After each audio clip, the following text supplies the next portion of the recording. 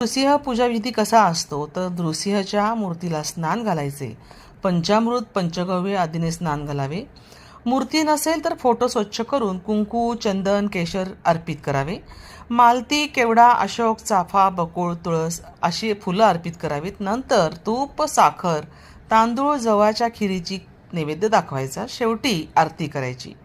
ही विधी नृसिंह पुराणात सांगितलेली आहे. या व्यतिरिक्त आपण रीतीप्रमाणे अनेक भाविक नवरात्र उत्सव साजरा करत असताना उपचार करतात. तसेच देवघरात दिवे लावणे घट बसवणे ह्या गोष्टीसुद्धा करतात.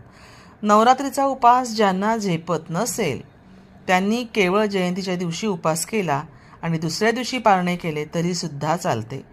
जयंतीच्या दिवशी संध्याकाळी देवाची पूजा करून कैरीचे पन्हे डाळीची कोशिंबीर खीर या पदार्थांचा नैवेद्य दाखवायचा आणि नवरात्र कालावधीमध्ये स्तोत्र